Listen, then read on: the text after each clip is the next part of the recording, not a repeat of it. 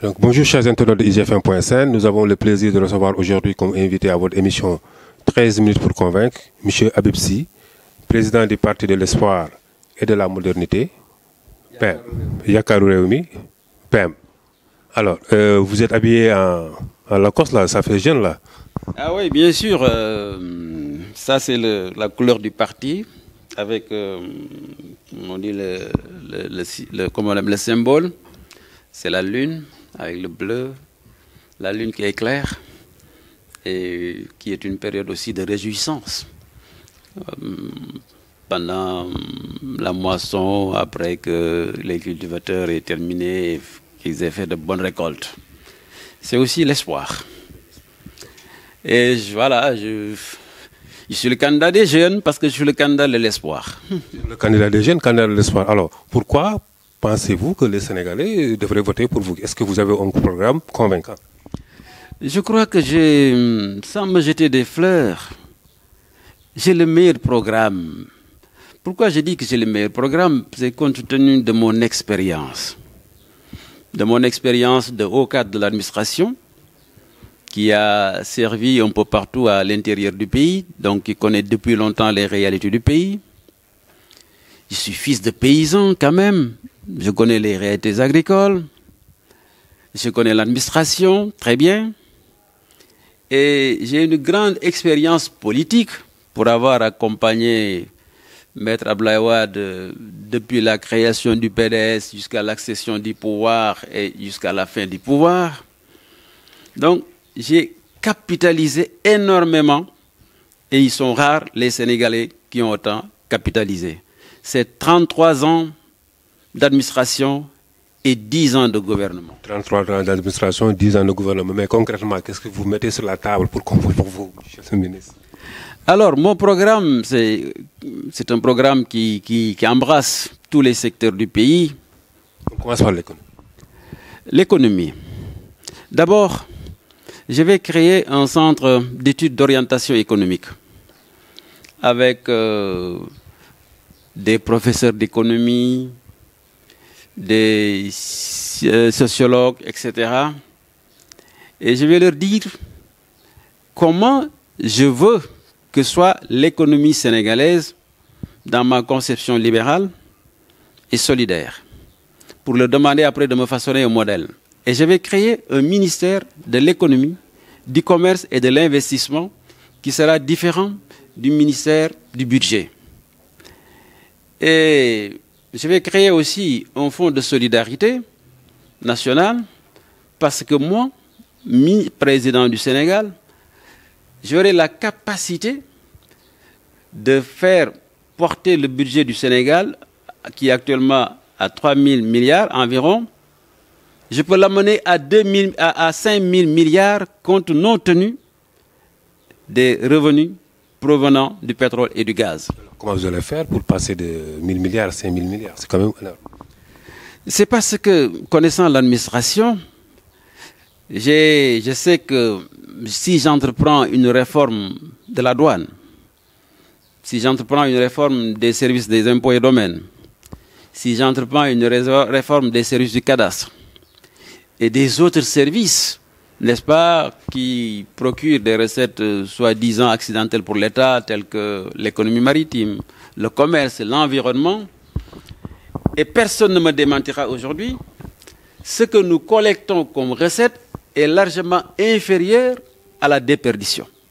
Et connaissant l'administration, je vais essuyer sur cette déperdition et c'est ce qui va me permettre très rapidement de porter le budget de 3 000 à 2 000 milliards. C'est-à-dire qu'il y a énormément de niches. Aujourd'hui, c'est parce que même l'État ne laisse pas les services des domaines travailler correctement. Vous voyez au Sénégal des entreprises qui gagnent des milliards, je vous dis des milliards, et qui ne payent pas 1 centime d'impôt. Alors que nous, les pauvres, on fait payer les impôts. Les petites entreprises sénégalaises, elles payent des impôts. C'est parce que l'État est en connivence et complote avec certaines grandes entreprises. C'est pour cela que l'argent ne rentre pas correctement. Il s'y ajoute que même au niveau du service des douanes, il y a un travail à faire. Et si ce travail est fait, nous pouvons augmenter substantiellement le budget de l'État. C'est pour cela que j'ai été déçu quand même quand j'ai appris que pour le pétrole, le gaz, avec tout le bruit qui est fait, le Sénégal ne va engranger que 500 milliards par an. Mais c'est rien. 500 milliards aussi, c'est pas petit, hein, monsieur le ministre. Mais non, avec le pétrole et le gaz, on devrait pouvoir avoir plus. Moi, je vous donne un exemple. Je veux construire des autoroutes. Et je m'engage, en tant que président de la République du Sénégal, de faire 100 km d'autoroute par an. Je ne compte pas sur le pétrole. Comment je vais le faire? Les Sénégalais de l'extérieur, ils envoient au minimum 1000 milliards de francs CFA par an. Il suffit tout simplement de faire un système de portage, de petit portage, avec des actions de 10 000 francs CFA, créer une société privée ou des sociétés privées, et dire à chaque Sénégalais de l'extérieur, quand vous envoyez par exemple 100 000 francs à votre famille, il faut y ajouter, ou bien vous défalquez 10 000 francs que vous mettez dans cette société de portage. Mon objectif sera de faire en sorte que pendant l'année, je puisse capter 200 milliards de l'envoi des Sénégalais. Et je vais faire un maillage d'autoroutes sur l'ensemble du territoire national, parce qu'avec 200 milliards, si j'utilise 100 ou 100 milliards, je ferai au moins 100 km d'autoroute par an. Et il n'y a rien de plus rentable qu'une autoroute à péage. Ce qui va faire quoi?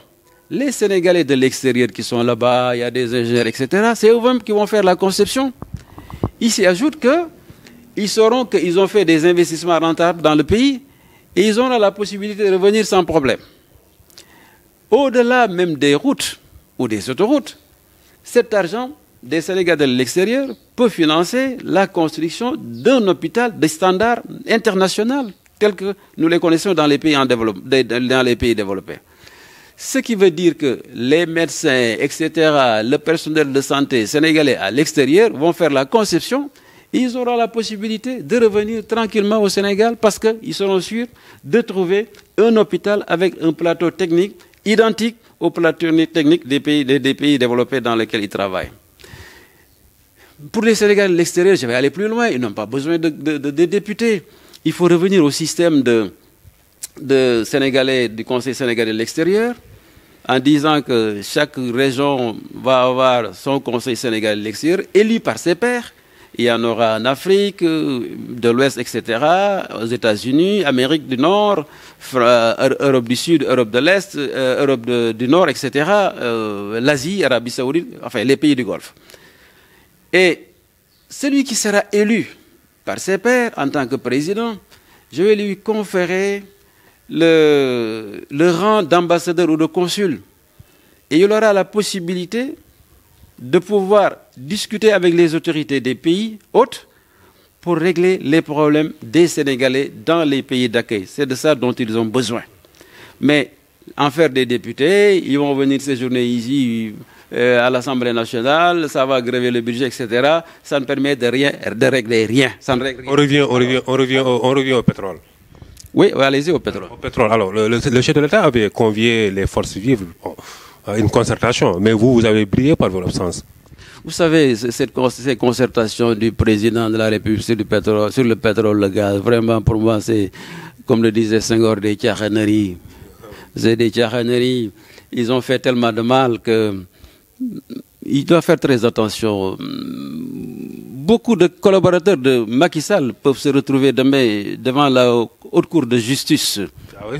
Dans le cadre de la gestion du pétrole. Parce que tout ce qui a été dénoncé comme acte contraire aux intérêts nationaux, bradage même sur le faux des intérêts du Sénégal, il faudrait que demain, qu'on puisse auditer tout cela et qu'on voie effectivement si ce qu'on leur reproche a été fait ou n'a pas été fait.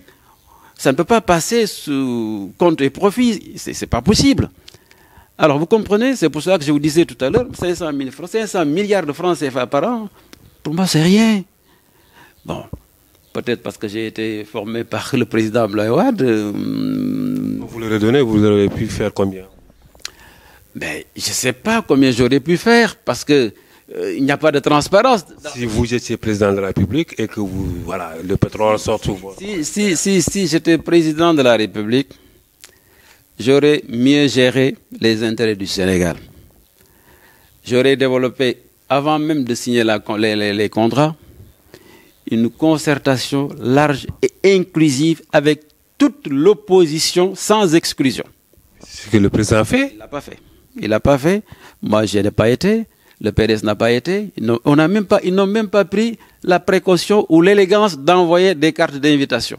Vous échangez des cartes d'invitation formelles. Mais écoutez, pour un problème aussi important, quand vous invitez des partis aussi importants, vous ne pouvez pas le faire par voie de presse. Mais l'appel a été lancé de façon publique. Vous ne voulez pas attendre à ce que voilà qu'on vienne taper à votre porte, vous donnez votre invitation. Mais monsieur, nous ne sommes pas des journalistes pour dire qu'il y a un point de presse à la présidence, venez répondre. Nous sommes des responsables de partis politiques. Oui, mais responsables de partis politiques, mais devant des questions d'intérêt national, mais on ne devait pas attendre à ce qu'on nous appelle, il faut aller. Vous savez, parce que peut-être vous n'avez jamais été dans l'État, un État ne se gère pas comme ça. C'est quelque chose de tout à fait informel. Quand c'est sérieux, il faut y mettre les formes sérieuses. Ils n'ont pas mis les formes sérieuses. Ils l'auraient fait, peut-être quand on n'aurait pas répondu à l'invitation, ils auraient des arguments. Mais le format qui a été retenu prouve tout simplement qu'ils n'ont pas voulu de transparence et qu'ils n'ont pas voulu que ça soit une assemblée sérieuse. Maintenant, bon, ils ont fait ce qu'ils ont fait. C'est certain qu'ils vont perdre le pouvoir en 2019. Peut-être qu'on ne pourra pas avoir la possibilité de remettre en cause tous ces contrats de sitôt, mais on va y regarder de très près. Alors, vous êtes aussi le théoricien du pacte populaire autour de l'opposition pour une candidature unique. Oui, moi je travaille toujours pour une mutualisation des forces de l'opposition. C'est une idée que j'avais émise, j'avais fait des consultations auprès de certains leaders de partis politiques qui avaient donné l'accord de principe. Mais l'idée est toujours là, hein, parce que moi, j'ai intégré le front de résistance de l'opposition et on est en train de discuter d'abord du processus électoral, mais inévitablement, on va aborder la question de la candidature. Et le moment venu, je remettrai le principe du pacte sur la table pour voir quel sera le sort les éventuels candidats à l'élection présidentielle. L'histoire politique du Sénégal nous a montré quand même dans le passé, il y a eu ces genre de tentatives, mais finalement, à la dernière minute... C'est totalement différent. Ce que je propose n'a jamais existé ici. Un pacte signé par les candidats qui s'engagent sur un minimum de programme et sur même le partage de responsabilités quand ils accéderont au pouvoir, ça n'a jamais existé. Oui, mais les pactes, ça a toujours existé. On a vu le pacte de l'hôtel de Ndiambour, finalement. Bon. Quel Ndiambour? Vous parlez de l'équipe de football ou bien? Non, le pacte de l'hôtel de Ndiambour en 2012, où les principaux leaders de l'opposition avaient signé que bon, ils vont rester à Dakar, mener campagne, mais après, chacun est parti. Ils n'ont jamais signé de pacte. C'était des organisations informelles, des ententes tacites formelles. C'est ce qui explique que quand ils ont accédé au pouvoir, des gens comme Khalifa Sall ont pris la latitude de se démarquer. S'il y avait un pacte, n'est-ce pas, signé, engagement de mise en œuvre d'un programme minimum entre les partis, aujourd'hui, peut-être, le phénomène Khalifa Sall ne serait pas produit. Cela n'a pas existé. On a tiré, n'est-ce pas, leçon de tout ce qui s'est passé pour aujourd'hui leur dire ce qu'il faut, c'est un pacte, n'est-ce pas? Et je suis allé même jusqu'à leur proposer, si c'est nécessaire, il faut que les gens jurent sur le Coran ou sur la Bible qu'ils vont respecter ce pacte, ou bien, devant un jury populaire, s'engager que ce pacte sera respecté. Ce pacte aura beaucoup de... Enfin, moi je donne tout simplement le format. Ce sont les candidats, les partis qui vont mettre le contenu. Certains ont dit à l'époque qu'il fallait qu'on y mette un certain nombre de valeurs. Des gens comme Gakou ont dit qu'il faut mettre un programme minimum, etc. Le PDS, que je n'avais pas encore rencontré, était d'accord sur le prix, etc. Ils vont définir eux-mêmes le contenu. et ils vont signer ce contenu, ils vont s'engager pour le respecter. Et il n'est même pas exclu pour que l'opposition soit unie, qu'on dise que bon, celui qui est président de la République, qui sortira du premier pour le second tour, sera soutenu par les autres. Celui qui suit sera certainement la tête de liste de l'élection pour l'élection législative. Celui qui est troisième, s'il l'accepte, il peut être Premier ministre, etc., etc. Et ça va permettre, même ce pacte, de limiter un peu les pouvoirs du président de la République, qui chez nous est un monarque élu. Et ça, ce n'est pas bon pour la démocratie. Et si on le fait avec le pacte, après, il faudrait aussi procéder à une révision constitutionnelle ou bien instaurer une constitution nouvelle, qui sera une constitution aussi consensuelle avec tous les partis politiques, pour qu'on s'inscrive sur la durée. Au lieu d'en faire toujours une constitution taillée sur mesure par le président de la République, par un tailleur constitutionnel, etc. Ça ne fait pas évoluer notre pays et c'est mauvais. C'est mauvais. Merci, monsieur le ministre. Voilà, donc c'est le concept de l'émission qui est comme ça, 13 minutes pour convaincre. Donc, nous avions donc le plaisir de recevoir aujourd'hui comme invité M. Habib Sy, président du Parti de l'Espoir et de la Modernité, PM, et Yaakaru Rewmi. Rendez-vous la semaine prochaine.